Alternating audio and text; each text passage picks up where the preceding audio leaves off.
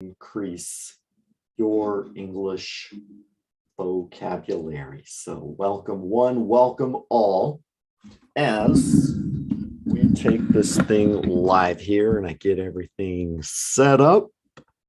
Make sure we are good to go. There we are live. So once again, welcome all to our Speaking Gringo podcast, show number 2, as we talk about how to increase your English vocabulary. And I'm going to share my screen here with you all as we get started. So that way you can see what I'm talking about. So here we are. This is, let me just make this a little bit bigger, push this down here, make it bigger so I can see myself there. All right. So this is the speakinggringo.com website. This is the topic we're talking about today. So we're going to talk about the importance of increasing your vocabulary in English to be a better English speaker. So in the last show, we talked about how to learn English in general and develop all of your skills simultaneously to become an English maven. And in this one, we're going to focus specifically on vocabulary learning, which is important because words are the way we communicate. They're the building blocks of the language, right? So you join those words together to express your ideas. It's kind of like building a house. So if English is the house, the words are the bricks.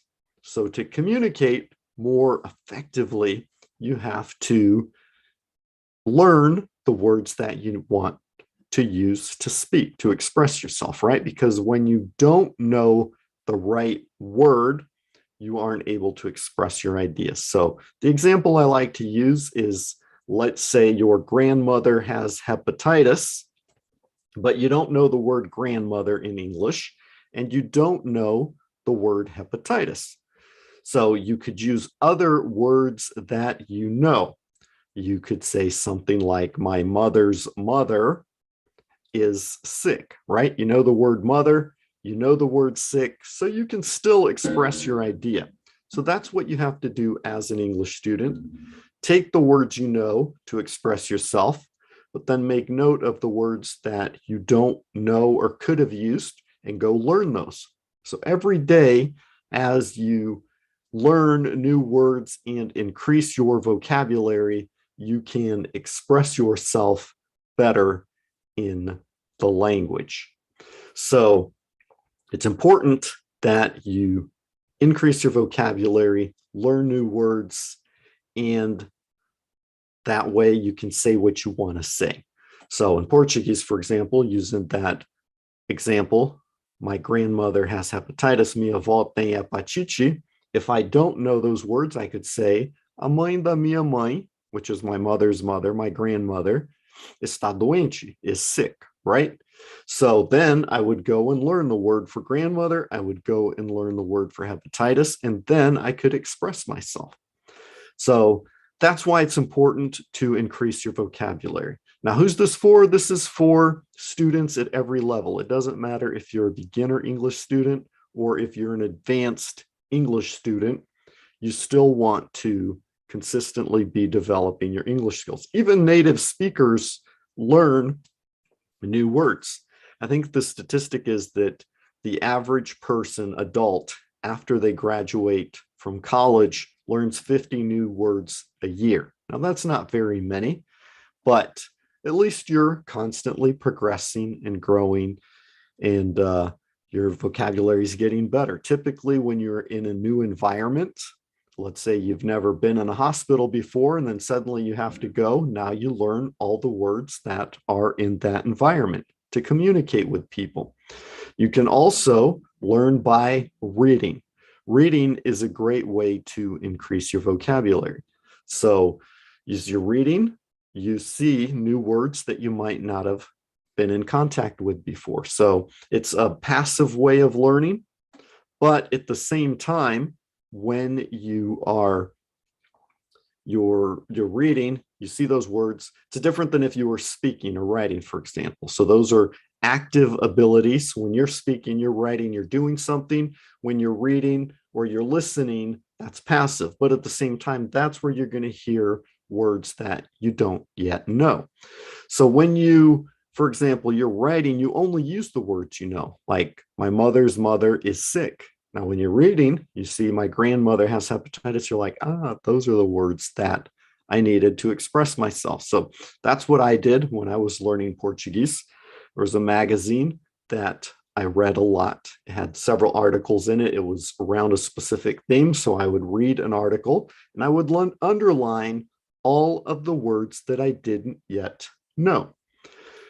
Then I would either take a dictionary to learn that word, or sometimes I would just continue reading and I would see that same word used several times in different contexts. So I'd read one article, I would see it. I would read another article, see it used several times. I would read a third article, see it used several times. And then when I went back, a lot of those words that I didn't know initially when I started reading the magazine, I now knew. So I could go back and look at that and I'd be like, okay, that's what this means because I saw it in these contexts. Then I would go and practice speaking with someone. I would use that word, and based on their reaction or what they said, I would learn if that was the correct way to use that word or not, right? So what kind of tools can you use to increase your English vocabulary? First of all, we've got dictionaries. We have thesauruses. There's a great app that I like called Vocabularycom. There are translators, and there are web apps like Anki and other ones out there. So we're going to briefly touch on each of these. I'm going to keep this short and sweet. Each day we'll be on here for about 15 minutes. So that way we can help you with your English skills as we're talking about these topics. But of course, if you have questions, you can hop on here and join us live or watch the recordings later. But all right, so let's talk about the use of these tools, because I know a lot of English teachers don't like them. I've seen and heard English teachers who are like, don't use a dictionary, don't use a thesaurus, that's bad. And I'll explain why they say that and how it can be bad if you don't use it correctly. But what happens is a lot of students start studying English and they learn a lot of words, but they don't practice them. They don't go out and practice using those words. So sometimes students will go to an English course, they'll read a whole bunch of words, learn those words, but when they go out to try to speak, they don't know how to put them together. They get frustrated and they give up. Or they spend years and years and years studying and learning words, but they never practice their English skills. This is common that I saw with a lot of students, especially engineers, doctors, people who had to read text in English, technicians, computer programmers, right? People who read a lot of English. They're really good readers. They understand a lot of words, but they've never actually used those words in a conversation to communicate. So that's why a lot of English teachers say, don't use a dictionary, it's bad. But you have to learn those words. Obviously, the best way to learn those words, increase your vocabulary, is by using them, right? You go out, you talk with people, you communicate just like a child learning their mother tongue. But if you live in a foreign country where you don't have contact with people every day, then what are you going to do, right? You have to actually learn somehow. So using a dictionary is a way to accelerate your learning progress. Just don't get stuck on only learning those words with your dictionary and not actually practicing them and using them. All right. So with all that said, let's jump into some English dictionaries here. There's a whole bunch that you can use online. You've got the Cambridge Dictionary. You've got the Merriam-Webster Dictionary. You've got dictionary.com. You've got the Collins Dictionary. You've got the free dictionary. You've got the Microsoft Dictionary that you can install in Word. You've got the dictionary.com. I think we already saw that. The Oxford Dictionary, Word Reference. So there are a bunch of dictionaries out there that are very good tools.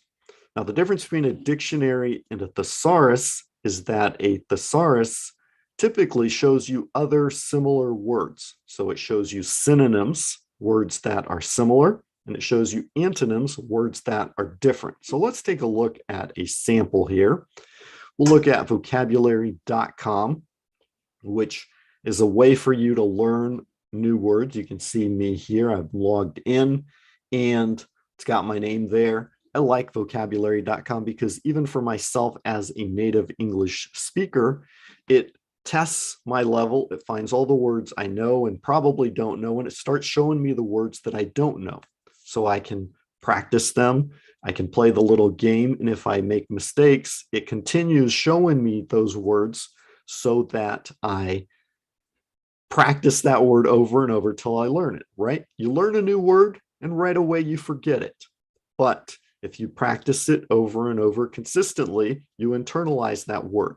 I've seen statistics that say for you to really internalize a word, you need to have contact with that word 40 to 60 times. So when you learn a new word, write it down, practice it, look for it in other places, use it when you're speaking with someone to practice that word to reinforce it.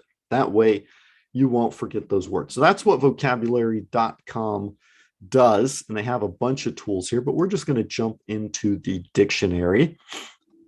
And let's look at the word acrostic, right? Acrostic's a complicated word, more advanced just because it knows that I'm a native speaker, and it's a word that I probably don't know. So it says, did you ever compose a poem in which you wrote a word vertically down the page and started each line with one of the letters in the word? That was an acrostic poem. So you see here, acrostic. This is the word acrostic, but it also uses that letter to start each sentence.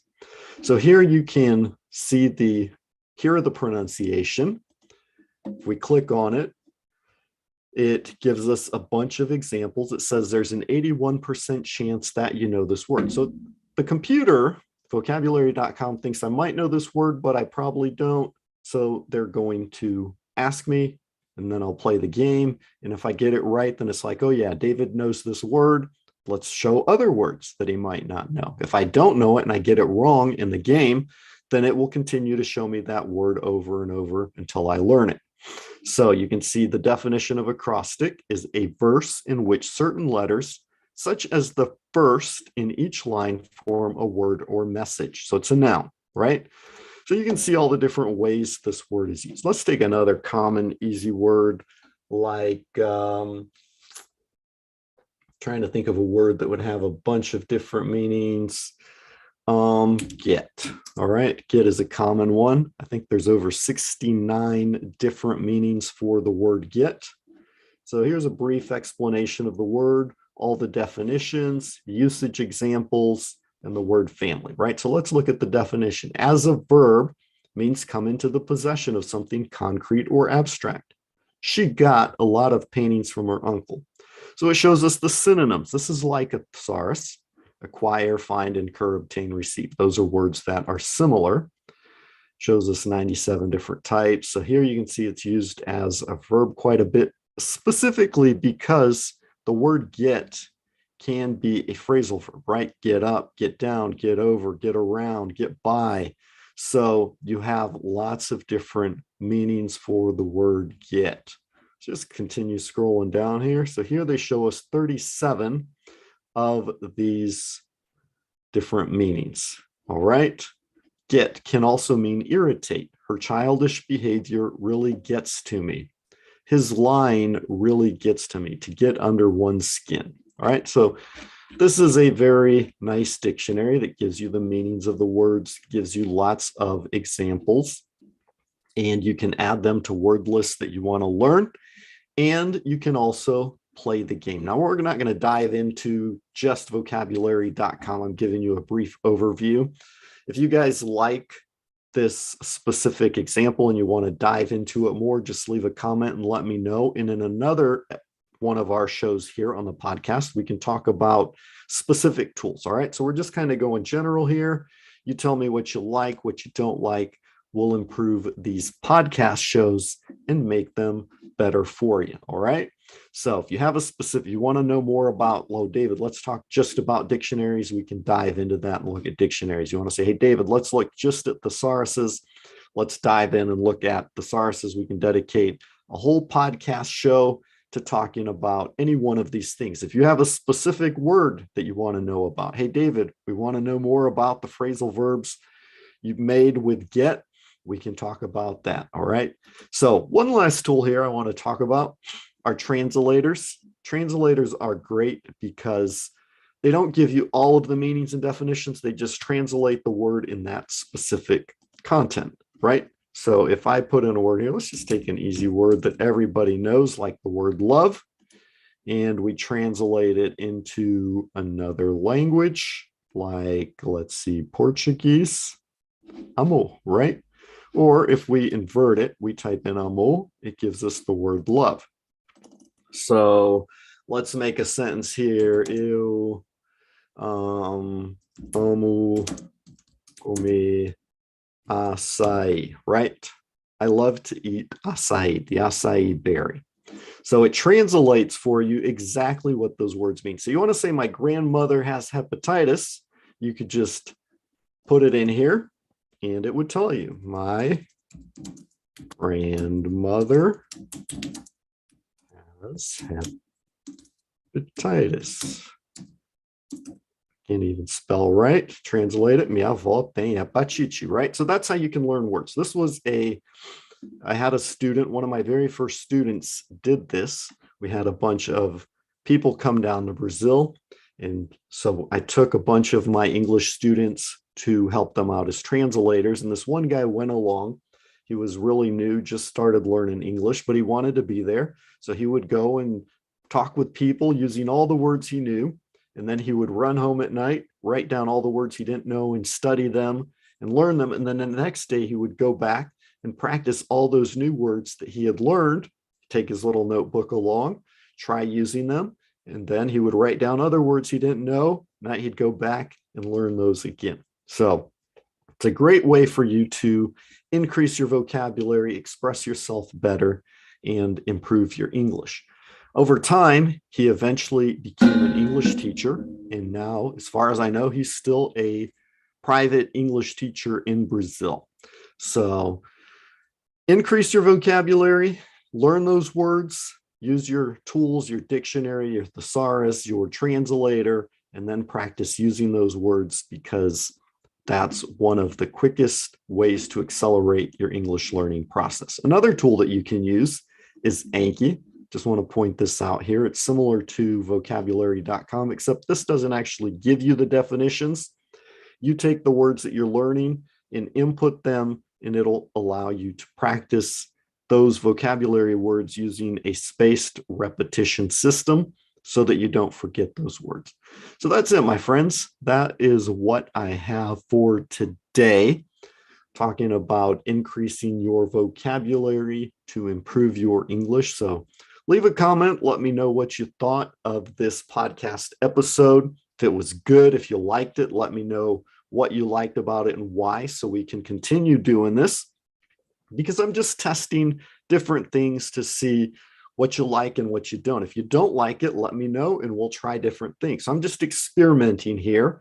And as you give me feedback and I find out what you like, what is helpful, I will continue doing more of those things. So these first few episodes, we're just going to be talking about learning English.